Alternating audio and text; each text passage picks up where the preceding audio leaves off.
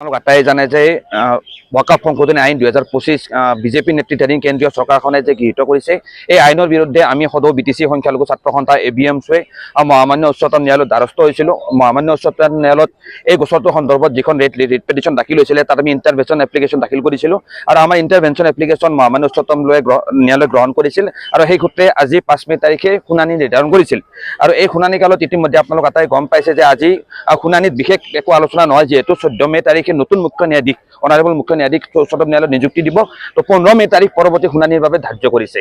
চাওক, আমি এবিএমছে স্পষ্টভাৱে আমাৰ ৰিট পিটিশ্যনত এইখিনি কথা উল্লেখ কৰিছোঁ যে ওয়াকফ সংশোধনী আইন 2025 ভাৰতৰ সংবিধানত চূড়ান্তভাৱে এক পদাঘাত কৰিছে।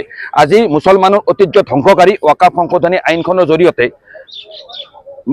মুছলমানৰ ঐতিহ্য ধ্বংসকাৰী ওয়াকফ সংশোধনী আইনখনৰ জৰিয়তে আমি দেখিবলৈ পাইছোঁ যে আৰ্টিকেল 14, আৰ্টিকেল 25, আৰ্টিকেল 26, আৰ্টিকেল 29 ভাৰতৰ মুছলমানসকলক যি সাংবিধানিক অধিকাৰ প্ৰদান কৰিছে সেই সাংবিধানিক অধিকাৰ চূড়ান্তভাৱে ইয়াত কাঢ়ি লৈ যোৱাৰ এটা প্ৰক্ৰিয়া চলিছে। আজি আটাইতকৈ ডাঙৰ কথাটো কি হ'ল যে ওয়াকফ বাই ইউজাৰ্ছ আজি দীৰ্ঘদিন ধৰি এই ভাৰতবৰ্ষত বিভিন্ন নথিপত্ৰ শতিকাজুৰি বিভিন্ন মছজিদ মাদ্ৰাছা যিসমূহ মাটিত আছিলে সেই মাটিসমূহ ওয়াকফ বাই ইউজাৰ্ছৰ জৰিয়তে ওয়াকফ সম্পত্তি হিচাপে ধৰা হৈছিল আৰু নতুন ওয়াকফ সংশোধনী আইন 2025 জৰিয়তে এই ব্যৱস্থাটো সম্পূৰ্ণ বন্ধ কৰা হৈছে। আৰ্টিকেল 25 যি আমাক ধৰ্মৰ স্বাধীনতা দিছে, আৰ্টিকেল 26 যি নিজৰ ধৰ্মীয় প্ৰতিষ্ঠান এডমিনিষ্টাৰ কৰা যি অধিকাৰ দিছে, এই সম্পূৰ্ণ গোটেইখিনি অধিকাৰ ওয়াকফ সংশোধনী আইনখন 2025 জৰিয়তে ভাৰতৰ মুছলমানসকলৰ পৰা কাঢ়ি ল'ব বিচৰা হৈছে। আৰু ইয়াৰ বিৰুদ্ধে ইতিমধ্যে গণতান্ত্ৰিকভাৱে এবিএমছে ধাৰাবাহিক আন্দোলন কৰি আহিছোঁ। আইনীভাৱে মহামান্য উচ্চতম ন্যায়ালয়ত যুঁজ দিছোঁ, যিহেতু অহা 15 মেত নতুন এক বেঞ্চত এই গোটেই শুনানি প্ৰক্ৰিয়া চলিব। আমাৰ মহামান্য উচ্চতম ন্যায়ালয়ৰ সম্পূৰ্ণ আস্থা বিশ্বাস ভৰসা আছে। আইনী যুঁজৰ সমান্তৰালভাৱে এবিএমছে অসমৰ ৰাজপথতো এই ওয়াকফ সংশোধনী আইনৰ বিৰুদ্ধে আমি আন্দোলন আগবঢ়াই লৈ যাম।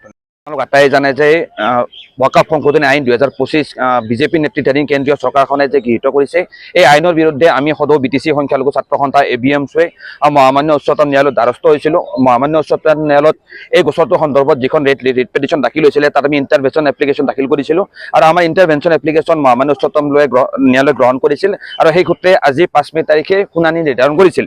আৰু এই শুনানি কালত ইতিমধ্যে আপোনালোক আটাই গম পাইছে যে আজি শুনানিত বিশেষ একো আলোচনা নহয়, যিহেতু 14 মে তাৰিখে নতুন মুখ্য ন্যায়াধীশ অনাৰেবল মুখ্য ন্যায়াধীশ উচ্চতম ন্যায়ালয়ত নিযুক্তি দিব।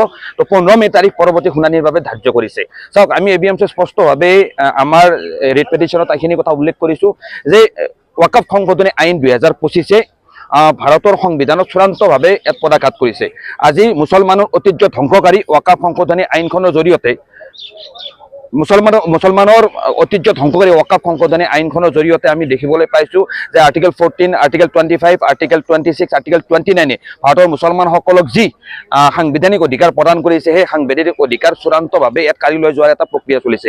আজি আটাইতকৈ ডাঙৰ কথাটো কি হ'ল যে ওয়াকফ বাই ইউজাৰ্ছ আজি দীৰ্ঘদিন ধৰি এই ভাৰতবৰ্ষত বিভিন্ন নথিপত্ৰ শতিকাজুৰি বিভিন্ন মছজিদ মাদ্ৰাছা যিসমূহ মাটিত আছিলে সেই মাটিসমূহ ওয়াকফ বাই ইউজাৰ্ছৰ জৰিয়তে ওয়াকফ সম্পত্তি হিচাপে ধৰা হৈছিল আৰু নতুন ওয়াকফ সংশোধনী আইন 2025 জৰিয়তে এই ব্যৱস্থাটো সম্পূৰ্ণ বন্ধ কৰা হৈছে। আৰ্টিকেল 25 যি আমাক ধৰ্মৰ স্বাধীনতা দিছে, আৰ্টিকেল 26 যি নিজৰ ধৰ্মীয় প্ৰতিষ্ঠান এডমিনিষ্টাৰ কৰা যি অধিকাৰ দিছে, এই সম্পূৰ্ণ গোটেইখিনি অধিকাৰ ওয়াকফ সংশোধনী আইনখন 2025 জৰিয়তে ভাৰতৰ মুছলমানসকলৰ পৰা কাঢ়ি ল'ব বিচৰা হৈছে। আৰু ইয়াৰ বিৰুদ্ধে ইতিমধ্যে গণতান্ত্ৰিকভাৱে এবিএমছে ধাৰাবাহিক আন্দোলন কৰি আহিছোঁ।